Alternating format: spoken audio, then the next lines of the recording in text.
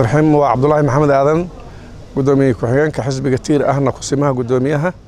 حزب عدالة من نمذا registration number 9 كجري حزبية ده ما أنت وحى كدعي مقالة مقدشة هوتيل رويال بلاس هول كذا شروين ويسوي مادين دمان حزبية ده سياسة دلك كجرة iyo hadii ilaahay ku roon yahay gudiga doorashooyinka qaranka waxa laga wada hadlay arrimo fara badan oo qusay arrimaha doorashooyinka iyo xisbiyada runtii wuxuu ahaa jawi aad u wanaagsan buu u dhacay su'aalo badan baa la weydiiyay gudiga doorashooyinka su'aalahaas badan oo la weydiiyay qaar way ka jawaabeen qaarna talooyin bay ahaayeen runtii waxaan runtii markaa meeshaasi ka aragnay inay ku habboonto in kelmado laga dhaho shirkii ku soo gabagaboobay magaalada Dhuusamareeb taasaan rabaa marka anigu laba kelmad inaan ka dhaho midda koobaad waxaan leeyahay xisbiyadan leeyahay oo dhahayo xisbiyadu waa inay gartaan roolka ay ku leeyihiin doorashada qaranka bacdama madaxweynaha iyo ra'iisul wasaaraha labadaba ay ku ballan qaadeen in doorashada waqtigeeda ay dhacayso qof iyo codna ay noqonayso mar haday sidaa tahay xisbiyada waxaan rabaa inay isu tagaan bacdama ilaa 90 xisbi laga diiwaan geliyay inay midoobaan ay noqdaan dallado annaga waxaan nahay dallada Higsi ayaan ka tirsannahay marka in dallado la isugu tago awoodina ay xoogaysanto tiradan faraha badan la soo yareeyo arrintaasaan ka hadlay maanta haddana waa mar labaad baan baaqa soo jeedinayaa intaa kadib gudiga doorashooyinka waxaan ka codsanaynaa inay xisbiyada ay gacan siiyaan maxaa yeelay 2 sano iyo bar ilaa 3 sano wax ku aadan ayaa xisbiyada ay bixinayeen kharash kiro iyo wax walba iyo maamul ah marka financial problem jira dhaqaale xumo jirta inay dhaqaalaha ka kabaan boqolkiiba 2 Allah ka dhigay inay xisbiyada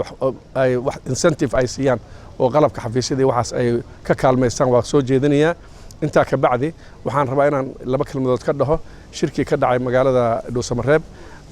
shirki ka dhacay ee maamul goboleedyada ay isugu yimaadeen ujeedkiisa kulli ay wateen waxaan u arkayn inuu ahaa waa soo dhaweynay waxaan u arkayn inuu ahaa nidaam dhexdooda ah qodobka 52 ee dastuurka wuxuu sheegayaa maamul goboleedyada iyo dawladda federaalka waxay ka wada hadli karaan sidooda gaarka ah uga wada hadli karaan arrimaha maamulka iyo arrimaha bulshada la xiriira laakiin marnaba qodobkaas uu sheegaya wax gaar ah ugama hadli karaan wax siyaasadeed ama doorasho noqoto ama siyaasadda ah oo gaar ah wixii maamul waa meesheed waxa meeshaas nooga muuqatay inay ka hadleen arrimo masiirka ummadda Soomaaliyeed ee doorashooyinka la xiriira taasna uma aragno inay mid sax ahayd waa arrin inay ku talaabsadeen aan u aragno haddana xisbiyada waxaan leenahay qodobka isaga ay ku darsadeen halkaas in siyaasadda iyo doorashooyinka dhici doona ay uga hadleen waxay arrin qalad ah bacdama ay xisbiyadii dalkan loo abuuray ay ka maqan yihiin oo qodobka 87 ee lagu abuuray dalka xisbiga ku dhismay dastuuriyan 90 xisbiya la diiwaan geliyay guddi doorasho madax bannaan la sameeyay aimka laga lahaa dawladda Xasan Sheekh Maxamuud ayaa nidaamkaas soo saxay oo dhaqangelinteeda sharcigaas baas garaysay waxa dhaqangelinteedina meel mariyay oo sabab u noqday Ilaahay ka soo ku soo aaday Maxamed Cabdullaahi Farmaajo madaxweynaha dawladda federaalka dawladdaas labada dawladood waxay isu soo dhiibeen inay doorasho dalka ka dhacdo maanta sanadkan 2021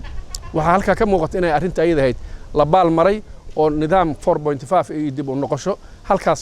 lagu go'aamiyay waa ka soo horjeednaa waana dhaliilaynaa arrintaas ayda runtii waxaan leenahay arrinta dib ha loo saxo xisbiyadan waxaan ugu baqaa inay kulan degdeg mar labaad isugu yimaadaan oo arrinta go'aan kale laga qaato aad u mahadsantiin gudoomiye waxaan jecelahay in aan hal su'aal ka weydiiyo waxa tahay gudoomiyaha xisbiga cadaaladda iyo midnimada ee TIR nacam dabcan waxa haysataa shahaadada kumeel gaarka dadista nacam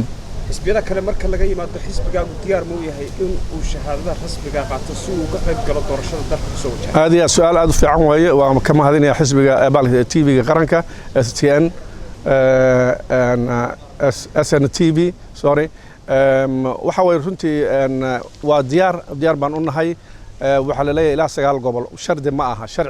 macnaha qodob mar sheegay dhahay waa 9 gobol iska diiwaan geliya wax sharci dhahay ma jiro laakiin qiyaastii baa la qiyaasay annaga maanta waxaan ka diiwaan gashanahay oo aan xafiisyo ku leenahay 6 gobol oo dalka ka tirsan ayaan ku leenahay xafiisyo ku leenahay oo lagu dara balaas lagu dara caasimada 7 gobol ayaan ka diiwaan gashanahay diyaar baan u nahay runtii inaan ka qayb galno doorashada